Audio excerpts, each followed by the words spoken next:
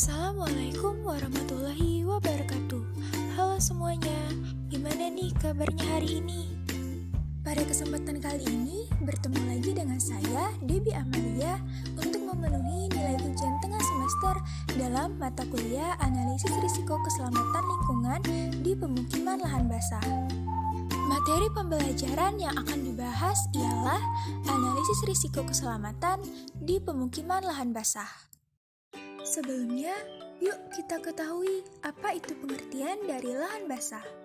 Lahan basah yaitu lahan yang masuk pada kategori daratan yang tergenang air atau memiliki kandungan air yang cukup tinggi, baik secara terus-menerus atau bersifat permanen, ataupun musiman yang terbentuk secara alami ataupun buatan manusia. Selanjutnya, kita akan membahas mengenai karakteristik lahan basah. Yang pertama, kondisi tanah jenuh terhadap air.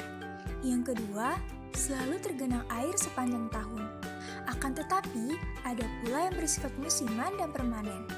Lahan basah musiman adalah genangan air pada lahan tersebut yang hanya terjadi pada musim tertentu saja, yakni musim penghujan. Sedangkan lahan basah permanen memiliki keadaan genangan air sepanjang waktu. Yang ketiga, sebagian besar kawasan genangan memiliki kedalaman yang dangkal. Genangan dangkal tersebut biasanya mengelilingi seluruh atau sebagian permukaan lahan. Namun, di beberapa tempat juga ditemukan karakteristik dengan genangan yang cukup dalam. Berikutnya, kita akan melihat apa saja yang menjadi jenis dari lahan basah. Yang pertama ada lahan basah alami. Lahan basah alami terjadi ketika air bertemu dengan tanah. Contohnya rawa gambut, rawa-rawa, hutan bakau, delta, dan paya-paya. Lalu, untuk jenis yang kedua yaitu lahan basah buatan. Lahan basah buatan adalah wilayah hasil rancangan manusia yang tersusun atas air, tanaman, dan hewan. Contohnya, sawah, kolam air tawar, tambak, bendungan atau waduk, embung, rawa buatan, dan saluran irigasi.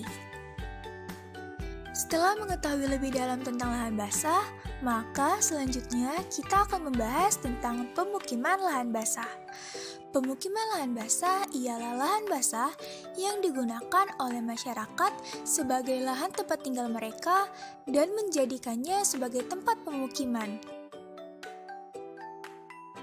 Yang pertama, kita akan melihat lahan basah yang ada di Indonesia. Luas lahan basah di Indonesia adalah sebesar 30,3 juta hektar yang tersebar di segala wilayah. Namun, kenyataannya, sejak dulu lahan basah ini digunakan sebagai daerah pemukiman, pertanian, dan eksploitasi lain sehingga terus mengalami pengurangan. Untuk mencegah hal ini, Indonesia mengeluarkan Keputusan Presiden RI Nomor 48 Tahun 1991 untuk meratifikasi konvensi dan pemanfaatan lahan basah secara berkelanjutan. Lalu, kita akan melihat lahan basah yang ada di Sumatera Selatan.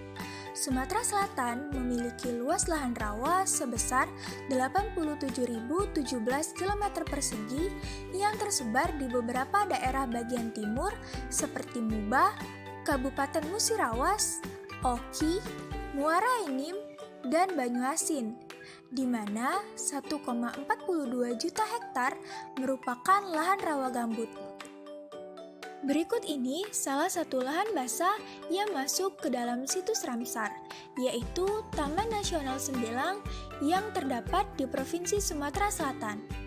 Taman nasional ini memiliki luas 2.051 km persegi yang terletak di Provinsi Sumatera Selatan. Taman ini terdiri dari hutan rawa gambut dan rawa. Lalu, setelah kita melihat lahan basah di Indonesia dan Sumatera Selatan, bagaimana dengan lahan basah di Kota Palembang? Lahan basah di Palembang. Pada tahun 2002, luas lahan rawa di Kota Palembang ialah 11.754,4 hektar. Sebagian besar terdapat di daerah Jakabaring yang merupakan dataran rendah atau daerah rawa lembak yang selalu tergenang air selama musim hujan dan kekeringan selama musim kemarau.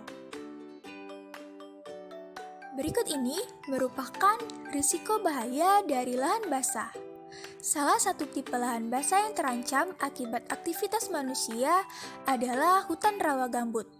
Hutan rawa gambut terbakar akibat kemarau panjang yang menyebabkan banyak kerugian. Kebakaran hutan dan lahan di Sumatera Selatan terjadi hampir tiap tahun. Berikut ini beberapa akibat dari kebakaran lahan. Yang pertama, banyak orang yang akan terkena penyakit saluran pernapasan. Yang kedua, penundaan dan pembatalan jadwal penerbangan antar wilayah. Dan yang ketiga, banyak anak sekolah yang diliburkan.